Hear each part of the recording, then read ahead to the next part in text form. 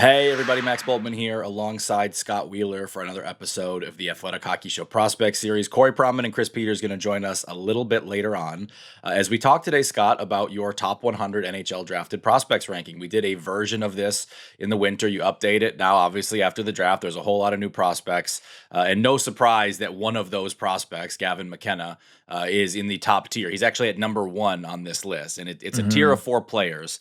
And I'm curious for you. I know you felt McKenna and Stenberg are a dead heat pretty much the whole cycle. You Yep. have them 1-2 on this list. It's interesting. There's a couple guys from last year's class as well here, though. Porter Martone and Michael Misa. How close is it between that group of four at the very top of your list? It was like a four-horse race. Like, I felt like I could have slotted those guys into any order you'd like. If you go back to my winter, I do this list twice a year. If you go back to my winter list, I had Michael Misa ahead of Porter Martone, so that has flipped since then. I think Martone's play sort of down the stretch, less so in the playoffs, but down the stretch of the regular season when he arrived, I think sort of edged him over Misa. But I thought about Martone one. I thought about Martone sort of wedged in between McKenna and Stenberg. I thought about Misa one. That it felt like those were the four guys. And then you get into the D from the last few drafts and some of the forwards from some of the other forwards from the last few drafts. But it felt like Martone and Misa from a year ago and McKenna and Stenberg from this year, all four of them were really, really sort of tightly grouped. And those are the four best prospects in the sport right now for me. So you deal with this, and Corey does too with his, because his even include kind of full-time NHL players. I know you still kind of, even though Mhm. Misa did play quite a bit in the NHL this year, he's still kind of classified as a prospect. Yeah. How do you compare those vastly different situations here? Because obviously, like Martone comes up late in the year. It's a college hockey year. He's really good late in the year.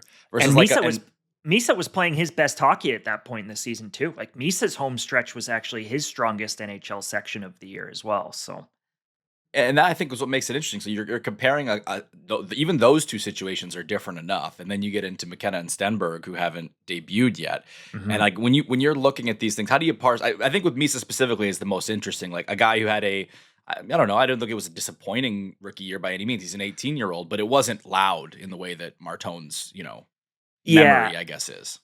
And you also have to consider that Misa's of those four, Misa's the only center, right? Like Misa's the only natural center. He's the best skater of those four, and yet I've got him fourth on the list. So it's a tricky process to sort of parse through that. I ultimately came back to the offense that I believe is going to be there for McKenna and Stenberg is just a tick higher than the ultimate offense that I think is going to be there for Martone and Misa.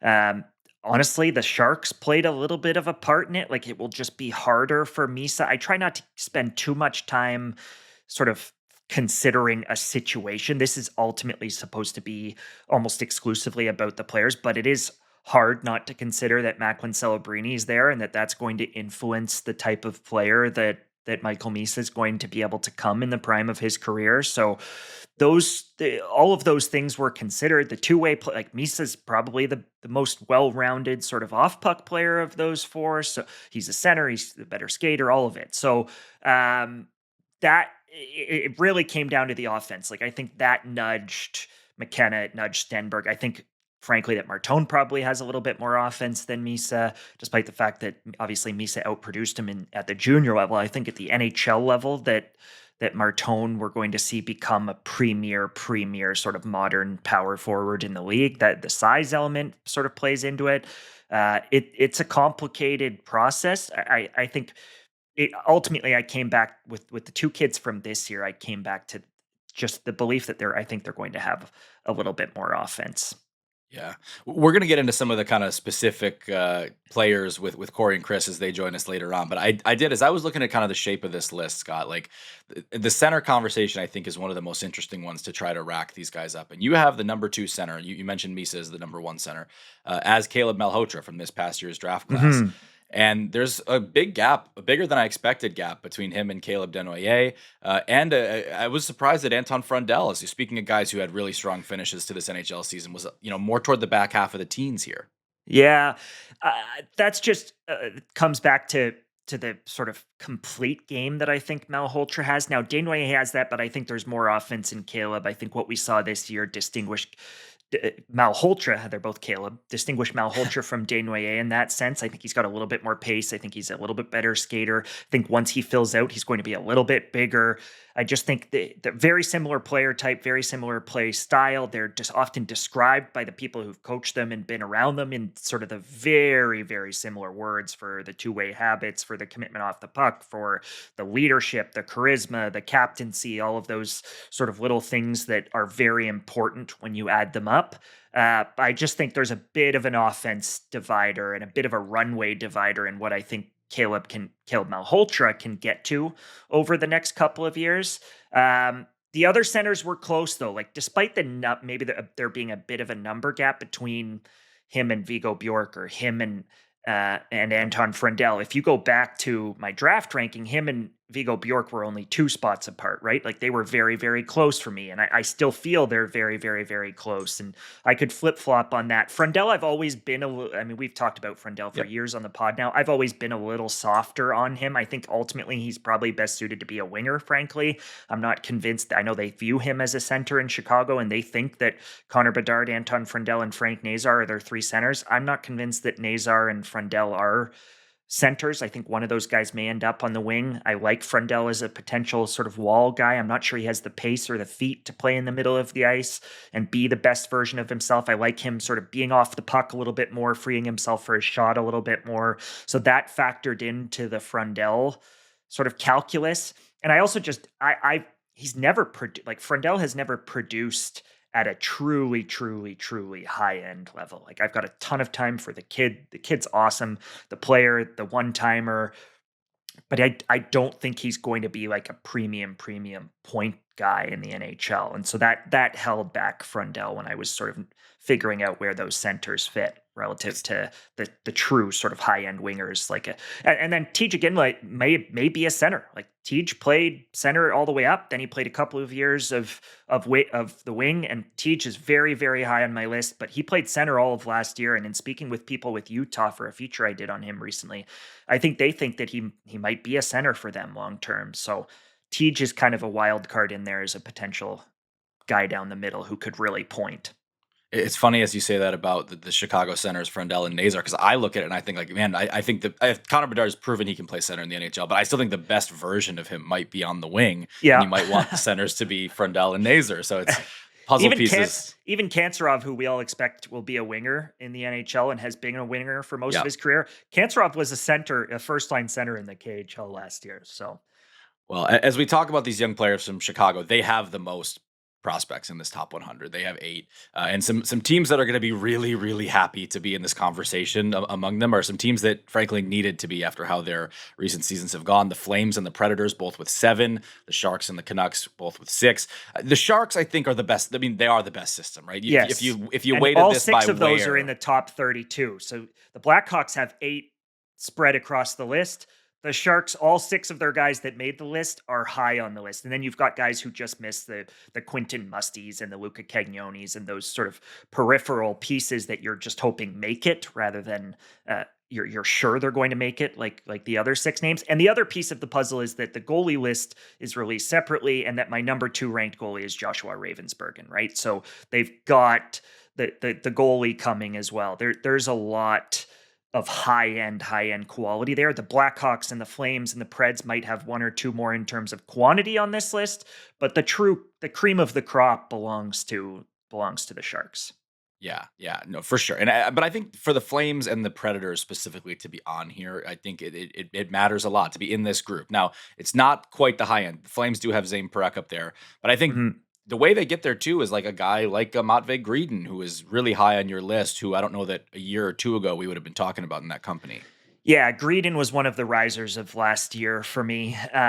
Just incredibly smart, has that sort of unique, rare quality to slow it down and pick things apart, sees things and you could see it even last year with the Flames. He saw things on the ice that nobody else on that Flames team was seeing. And I think that really elevated him. Like he wasn't just a top 6 player for them by the end of the year. Matvei Greden was their best offensive player up front by the end of the year and their most valuable player on the power play by the end of the year. And that's not to say that he's going to be a point per game guy or that he's going to be that on a version of that team that contends for a Stanley Cup. He was a top end skill guy on a very, very weak team from a skill standpoint.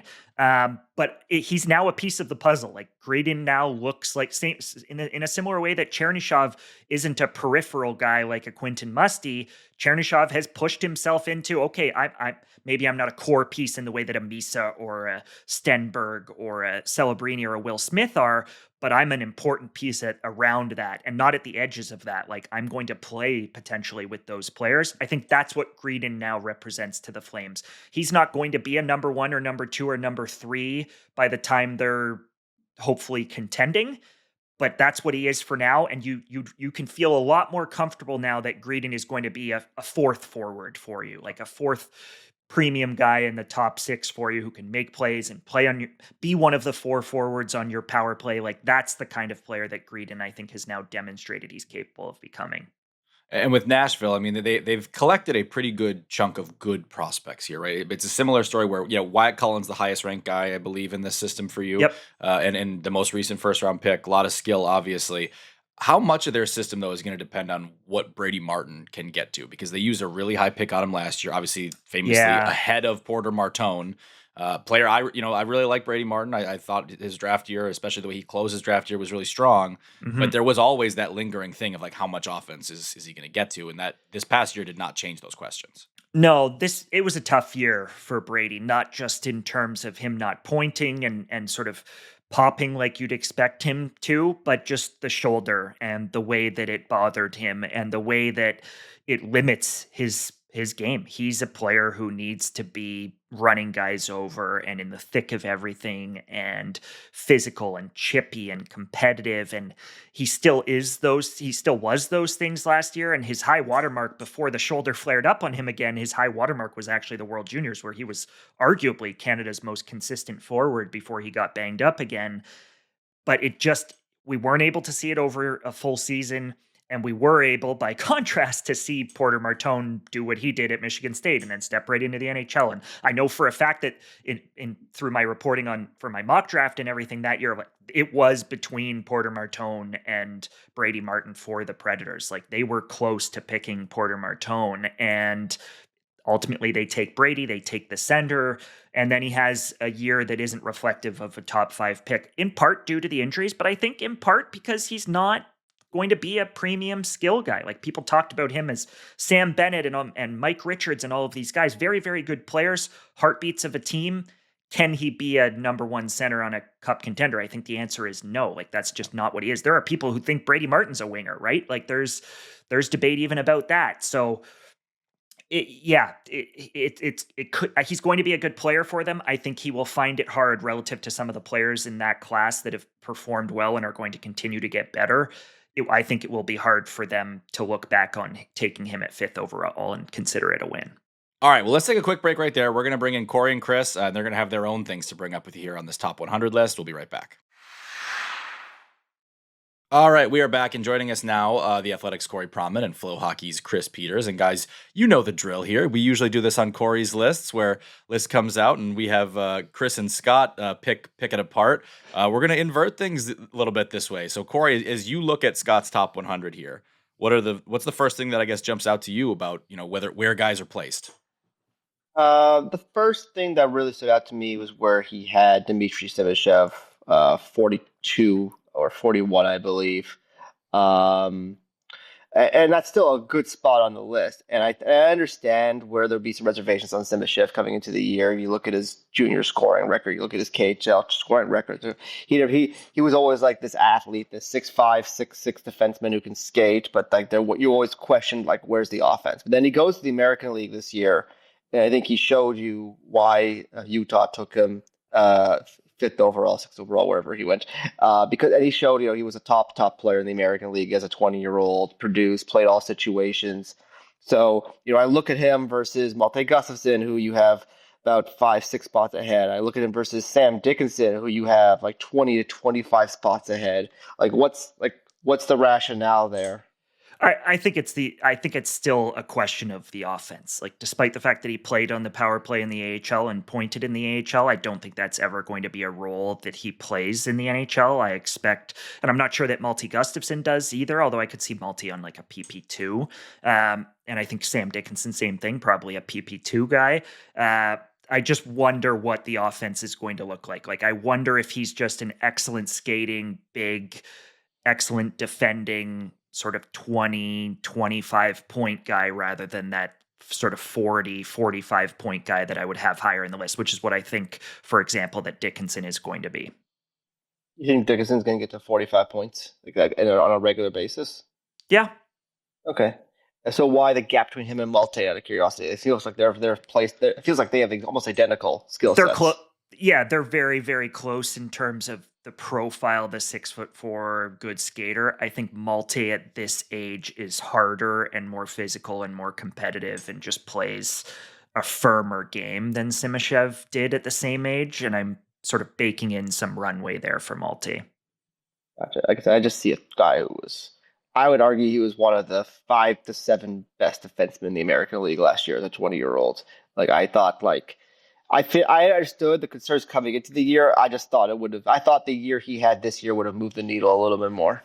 And he is higher. Like, I'm doing my redraft. It'll come out the week after sort of my final top 100 does, but I'm doing my 2023 redraft and ranking review, and I've got him, I think I've got Simashev 12th or 13th in that class. You've got the sort of true premium 8 or 9 guys that have already sort of really established themselves as very good NHL players, and then there's a group of 4 or 5 guys that I think are in that next year. Like, I wouldn't have taken him 5th overall, but he was closer to 5th. I think he's closer to 5th overall than maybe I gave him credit for in his draft year when I had him as kind of a late first guy. So I have moved my, over the last 3 years since he was picked, like, I have moved my assessment of him up.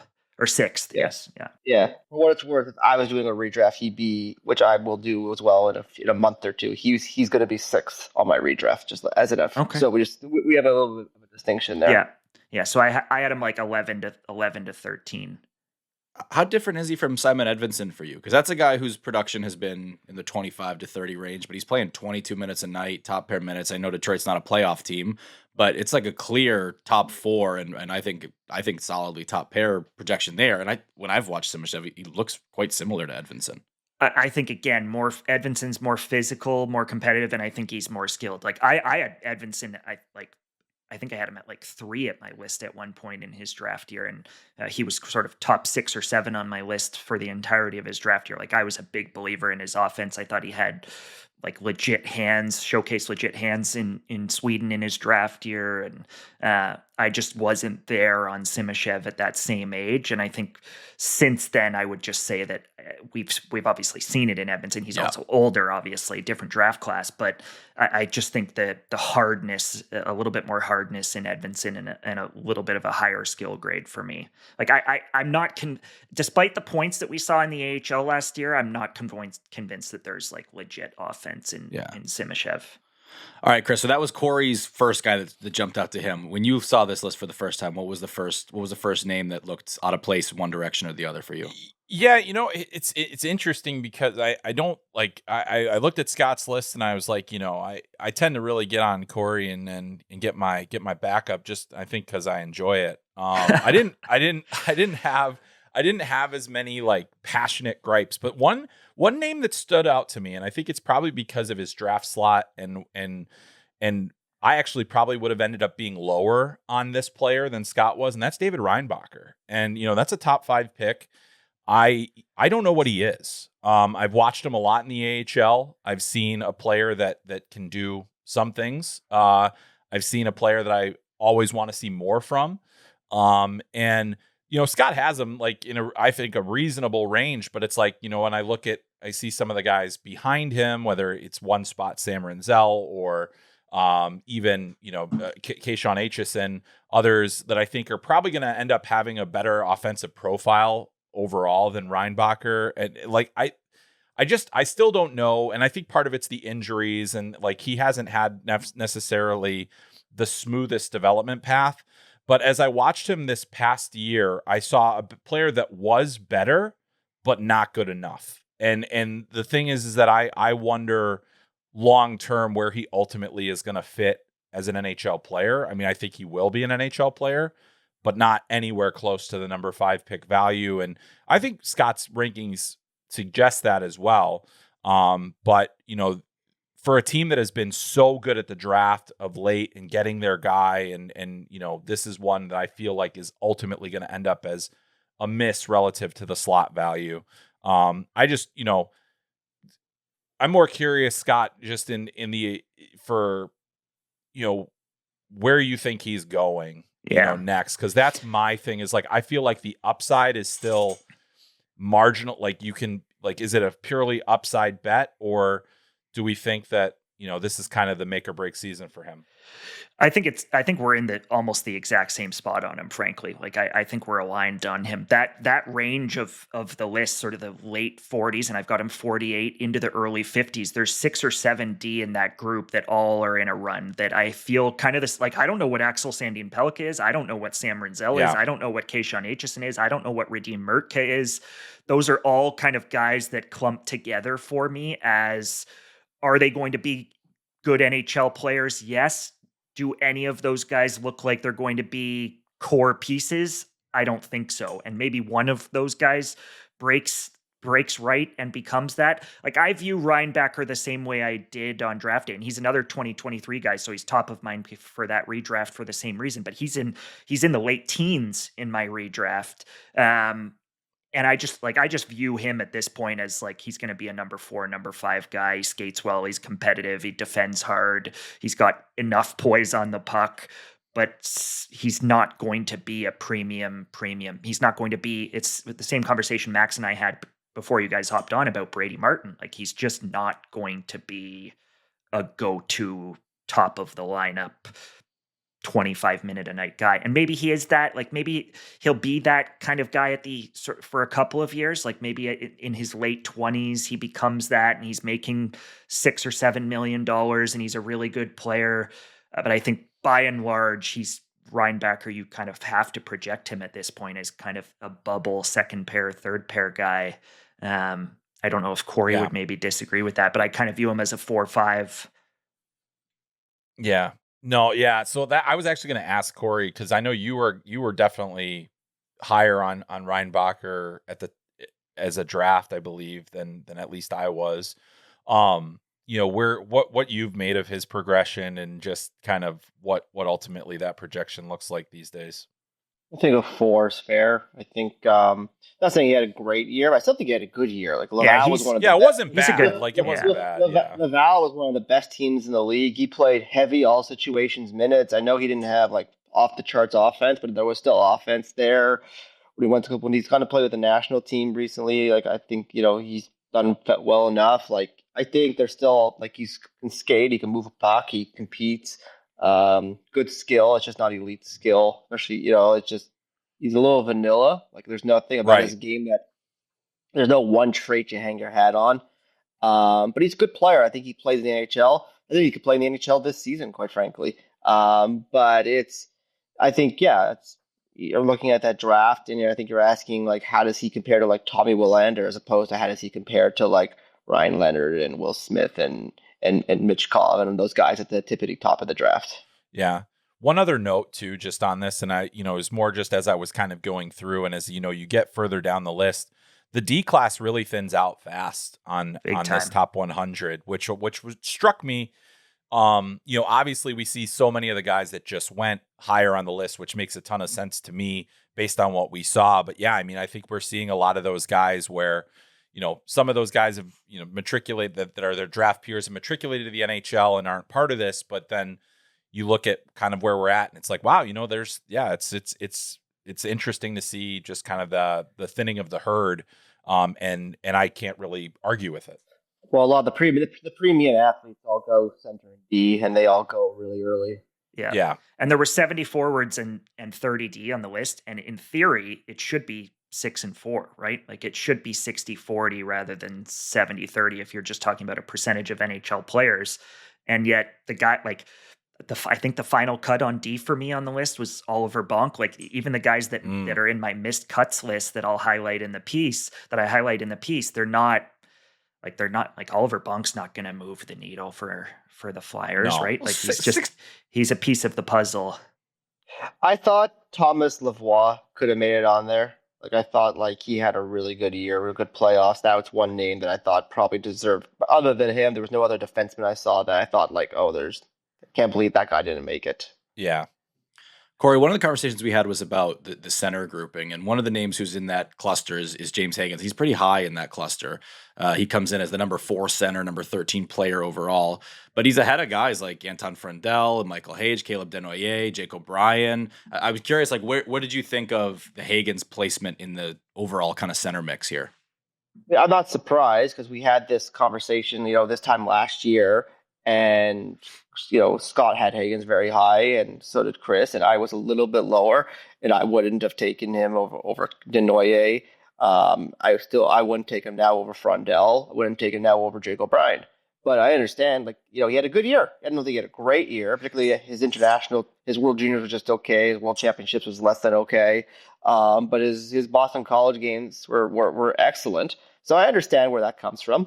But I have some reservations. Like, I think he's a really good skater. I think he's been a little up and down offensively the last 2 years. Like, I think it's good offense. I don't think it's special, small guy offense. I don't think his compete is special, especially for his size.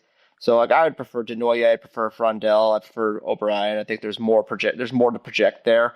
But like I said, I mean, we've had these debates before, so I'm not really surprised. Yeah.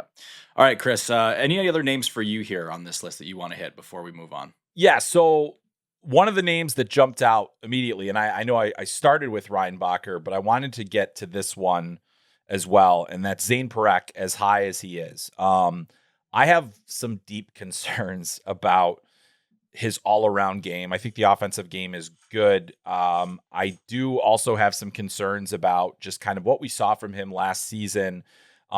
He's always pointing, which is great, like at the World Juniors and other things like that. But I also thought at the World Juniors, as much as he pointed up, he was a liability at that tournament. And then on top of that, really didn't look prepared for the NHL. And I have some deep concerns about the developmental path for him going forward. Now, he would have been a player that was tailor-made for the argument to get a guy into the AHL at his 19-year-old season. And I think that's ultimately where he should have been last year, which was not possible based on the rules Agreed. at that point. So, but the thing is that I don't see a player that I could rely on in enough situations to warrant him. Like, if we're saying he's going to be among the top defensemen in this, this next wave of players, I just don't think I would ever have enough trust in the player to play the heavy minutes, to play anything where, I feel like we'd end up on the minus far too much with him on the ice. Now, I do think that the offense and things, we probably had some of these same arguments about some of the other, the other highly offensive defensemen over the years. I also don't know that, like, he has dealt with adversity all that well in terms of, like, when games are hard, when he is played physically. Those are the things where I have some more concerns just about the makeup of the player to get forward. So I am prepared, Scott, for your impassioned defense of Zayne Parekh. I think seeing him, if you're watching him in the league last year, it was too much for him. And Yes.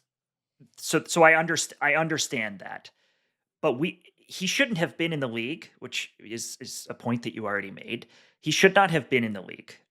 I think at every level we've seen him play at previously, he has been a better defender than he has ever been given credit for. He was a excellent defender in the Memorial Cup against the best forward lines in junior hockey. He was arguably the best defender across 2 different seasons in the OHL. He was a go-to penalty killer for that team. He played 30 minutes a night. He was never sheltered. There are things in the makeup, I think, that make you pause, especially how much he gets pushed off the puck. That is my worry in terms of his ability to defend at a high enough level to get out onto the ice enough to point. I think if he's out onto the ice, he's going to point in a way that none of the other players that are sort of in that cluster of D that I have at the top of my list will point, whether that's Chase Reed, Daxon Rudolph, Albert Smits, Carson Karls, all of the players who are kind of in that cluster of D once you get through the true top 4 guys that we talked about off the top of the show.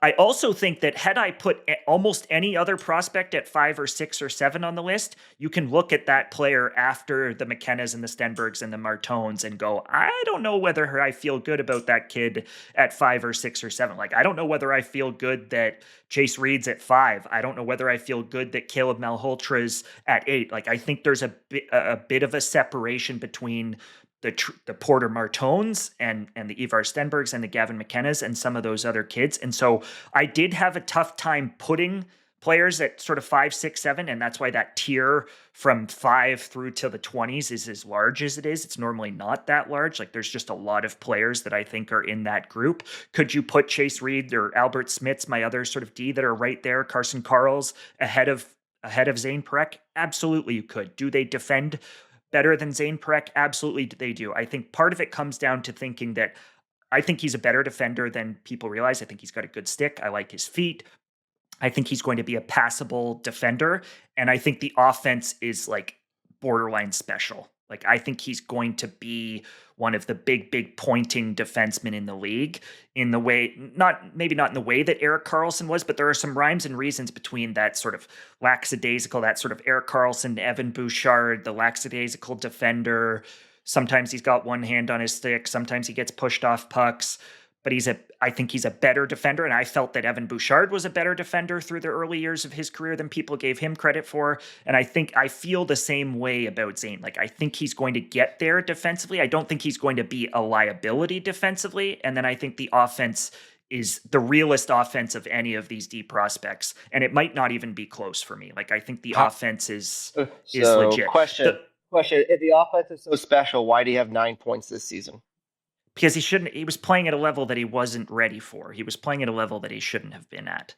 But even if he gets, there's no other than Matthew Schaefer and Lane Hudson, name literally one young defenseman who's had success at that age in the NHL in recent years. I didn't say have success. I said you're talking about special offense. That's why I'm like, couldn't he just like run into some power play points at some point here, kind of thing? Like, that's my concern. Is like, I think. Yeah, I agree with you. If it goes well, he could be Bouchard. Like, he does have that kind of sense, the skill, the shot. I just worry, like, I don't know if the skating special enough. I don't know if the offense is so special that like this could be Boqvist too if it really doesn't go well. Like, I think there's those risks. Whereas when I get to Reed, when I get to Rudolph and Karls and Smits, like I think they could be really, really good NHL players if it goes well, and I'm not thinking like it could be a complete disaster if it doesn't go well either. So that's my reservation for getting him over all those guys. I think from a game-breaking standpoint, a playmaking standpoint, that he's a way higher skill grade than a guy like Boqvist. Even if it's Brandt Clark, though, like let's say that's kind of a middle ground one in that mold, right? I think he was way more productive than Brandt Clark in the OHL. Like he has done other than last year, he has been that guy. Like he has been he has shown that he's the premiums, that he's the 100-point guy, that he's the game breaker offensively in a way that none of these other D have. No, he's got great offense. I'm not disputing that he has offense ahead of a bunch of these other guys, kind of thing. Just to me, it's like, is it special offense? Like, is it the Hudson level offense? Like, I have a hard time getting myself there from what he showed this season, quite frankly. He just didn't have I think you can't just write off the whole season because he was supposed to be in the AHL. He played. It went really badly. I mean, you also have to factor in that he was extremely productive in the AHL as a teenager, that he had 14-7 at the World Juniors. Like, it wasn't a complete disaster of a season for him. The NHL was very, very hard. He's a very good player, and the offense, the brains is like off the charts. Like, it's just like, to me, like getting him over Karls and Rudolph and Smits and Reed. Like, to me, like those are also really good players with a lot of offense. I do have Reed ahead of him, but yeah. Okay, sorry, but I guess the same point applies, I think, to those guys. I think they all have a lot of offense. Like, Rudolph showed crazy offense in the Western League this year, but he's also 6'3" and isn't a major minus defensively, as an example. Corey, I know Yeah. when you do your version of this, you include NHL players, so it's not apples to oranges. But among the kind of this player pool, like where do you think you'd ballpark him? Like in the early 20s, or like where would you have him? Ooh. Teens? Let's just say Scott's not gonna like it. I'm interested though. It'll be after 50. Okay. Without NHL players? No, like with this- NHL. this- He said with on his. NHL players. Okay. Yeah. So on this version, though, I think it's that probably translates to something more like the Like 20s. 20. 20s. Yeah. Yeah. And so, But I mean, early 20s is the Well, back half of that tier. Like early 20s is where I have, like Sam Dickinson was kind of in that range. Dickinson's like that's, 16. Yeah. Like I hate to transition us to the next section already, but like I like Cole Hudson's projection more than Parekh's. I feel like he's one. He played well versus NHLers in his brief stint this year, but I feel like he competes harder, and there's a little bit more that will. I would have him over Parekh, just as an example. Yeah, that's probably one of my overriding concerns when I said, like, dealing with adversity and different things. I think there are some ways, like it always felt like there was a way to get Parekh out of a game. Whereas I didn't see that with some of these other guys. Yeah. All right. Let's put a pin in that on Hudson. We will come back to him. Corey, you had one more player that you wanted to raise with Scott before we go to a couple of the guys that are the non-first rounders at the top of this list. So Perreault, which I don't think is a surprise from people who've heard us talk about this before, but I just look at him ahead of Hage, ahead of Desnoyers, ahead of Jake O'Brien, Cullen, McQueen. Like these are all like premium pro prospects, guys who have major offense to go with, like significant tools and size, skating, overall production profiles, and they got like this slow 5'11" winger who had a really nice year playing on two bad teams in Hartford and the Rangers. And I like him a lot. He's a good player, but like these are like potential, like Desnoyers and O'Brien are potential, McQueen are potential top 6 centers in the NHL. Like that's like I just can't get there. Like you have to think basically he's Lucas Raymond, right? Like that's basically what you have to think at this point to get him above those guys. And I don't think you have to think that he's Lucas Raymond to get him ahead of Hage and Desnoyers. Like I just think you have to view him as a potential first line winger, where those guys are potential second line players. Like I think that's and even if he is a second line player, I think they're close, which is why they're close on the list. Gabe Perreault is the all-time single season points record holder at the NTDP, still stands. He had a 60-point college season. He has pointed in the AHL. He made a ton of plays on that Rangers team towards the end of the season. There were some ups and downs for him at the NHL level. He was a driver on a terrible AHL team offensively, and late in the year, he was a driver. Say what you will about the team, he was still a driver on an NHL team from a skill, playmaking, getting his line mates into good spots, putting pucks into good spots, execution, power play. Like, I just think with Gabe, like, I see no reason why he doesn't belong with Berkeley Catton and Michael Hage and Caleb Desnoyers with what he has accomplished over the course of the career, with the way that he thinks the game. I think Gabe is one of the smartest, most intelligent offensive players outside the NHL in terms of this group, just in terms of the way that he thinks it offensively, the way he reads it. And I think the skill level is high end. And I've never felt that the competitiveness and the skating were nearly the sort of marks against him that some have. I think he skates fine. Well. I think he works. Yeah, I think the skating's an issue. I think he competes very well for a small guy. Yeah. I just kind of feel like you basically are like hoping he's Marchessault now. Like it's like I don't know, man. I think he's going to be like a 60, 70 point guy in the league. I think he's going to be more than that. Ooh, I think he's going to be more than that. So let's go back in time, if you will, to 2013-14 with the Tampa Bay Lightning. Nikita Kucherov, 18 points in 52 games. 18 points in 52 games. Gabe Perreault arguably was a more impactful rookie than Nikita Kucherov was. And I think I don't think he's going to be Kucherov level points. I'm not going to say that. I'm not saying that. he is one of the most intelligent players on this list right here. I think he has among the best hockey sense offensively of any player here. The question is going to be, and what Kucherov's benefit was that he did have one of the elite teams that he walked into, where it was Stamkos, it was Hedman, it was, other guys. Like, that's not the advantage that Gabe Perreault is going to have. But I think at the top of his projection, I do think he can be a 100-point player in the league. I think he can play top line minutes.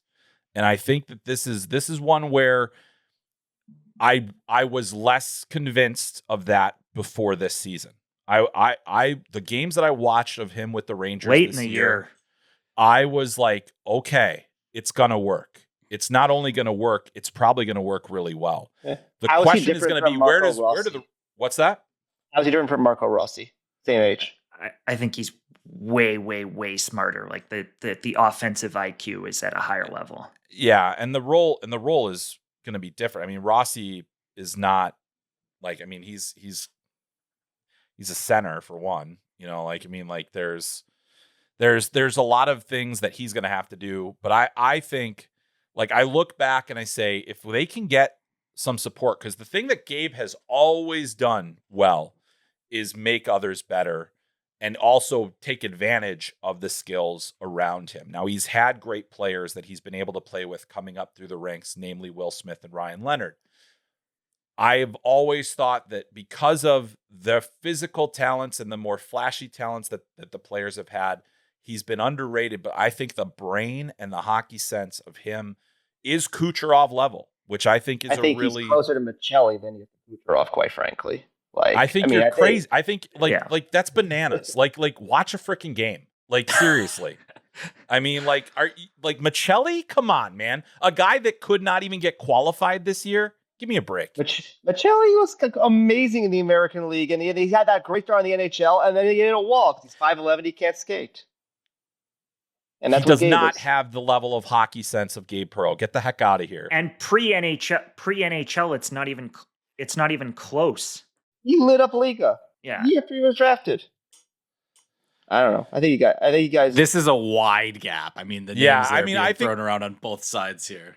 Corey has always hated Gabe Perreault. He's always hated him. He's always hated him. He's never liked him.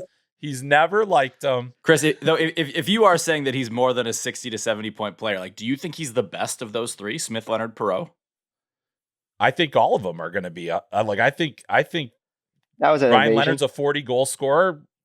I mean, the way the Sharks are going, Will Smith is going to be a 100-point player. Like, I mean, like, these are legit. That's the one. It's going to be the greatest line that probably one of the greatest lines in the history of the NTDP, outside of probably Matthews, Tkachuk, and Roslovic.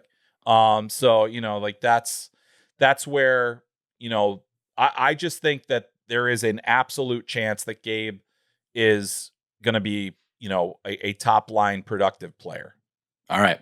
That really good stuff there. Last thing I want to hit before we go, Scott, is there's three players. Most of the guys at the top of this list, no surprise, are first-round picks, and in many cases, high first-round picks.